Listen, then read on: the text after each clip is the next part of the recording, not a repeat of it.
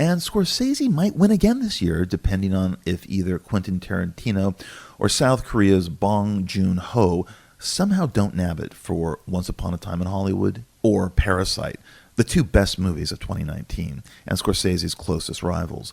It is probably a three-way race, with Tarantino having been nominated a number of years and never winning, a kind of It's About Time award.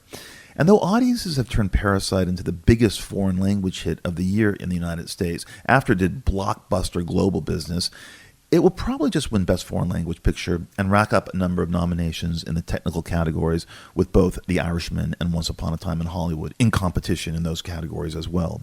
But Bong Joon-ho has made a remarkable movie called Parasite, which seemingly could have been a Netflix film, I suppose, but it isn't. And it is only available in theaters, and I would say needs to be seen in a theater because of its visual spectacle and magic, the widescreen elegance of the experience. Joon-ho worked with Netflix before on Okja, his previous film, on a budget of $50 million. Parasite's budget was around $11 million. And when that film screened at Cannes in 2017, some of the audience booed when the Netflix logo appeared on the screen. I doubt that's going to happen anymore as Netflix becomes more and more of a player. Like Noah Baumbach, Joon-ho is 50 years old, and he has been upfront that he had no problems making Okja with Netflix, and has no problems with streaming in general, as long as there is a choice, as long as the theatrical experience is still an option, meaning Joon-ho is youngish enough to grasp the fact that watching movies on smaller screens is the future, and he's accommodating. He has been making movies in his native South Korea for about 20 years now, with a feature film every 3 or 4 years. And some of these movies are rather remarkable, even if they don't fully come together in the way Parasite gloriously does. He's probably most well known for, I guess, Snowpiercer, or his knockout horror movie The Host from 2006, about an amphibious monster that rises out of the Han River to wreak havoc on the city of Seoul, and which had become the highest-grossing South Korean movie of all time. Watching The Host, you saw a master at work. The imagery was lush, the editing was precise, and what seemed like a born filmmaker was at the helm.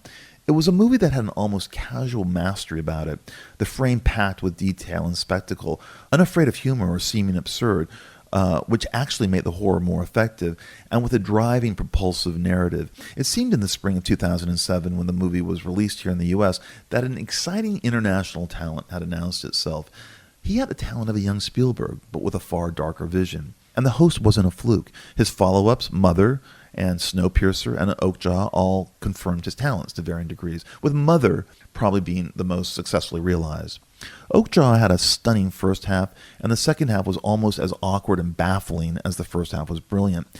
And I made the mistake of watching Okja on Netflix, where it appeared streaming on the day it was released into a few theaters around the LA area. And I say mistake because Joon-ho is addicted to spectacle, and his movies need to be seen on a large screen. They are built for the bigness of the screen. They take advantage of its space.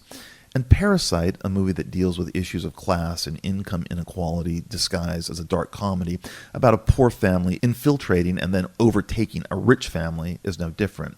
Even though it mostly takes place in a house, the house is a mansion, and the mansion is the main character, and it's maybe the most spectacular mansion in all of movies. It's a real spectacle.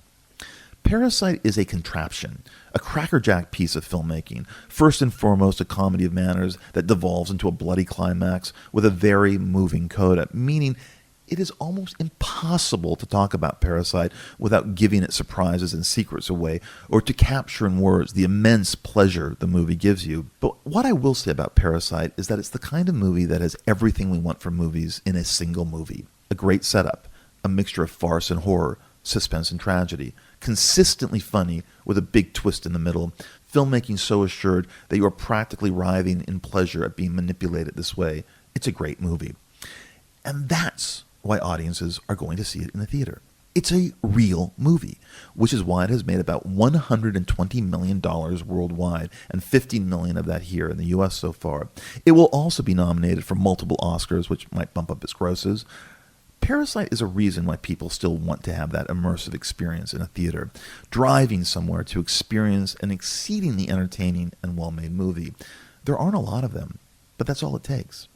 To quote from a movie that I never fell for but was a huge hit 30 years ago, taking into consideration theatrical versus streaming, If you build it, they will come. Well, we're never going back to how movies were produced and released and watched in 1989 when Field of Dreams came out of nowhere to become a big hit. But that was the kind of movie that worked in theaters then in the distant analog era of the empire, where a movie like Field of Dreams played theatrically for almost a year rather than a 3-week engagement and then was available on your television set.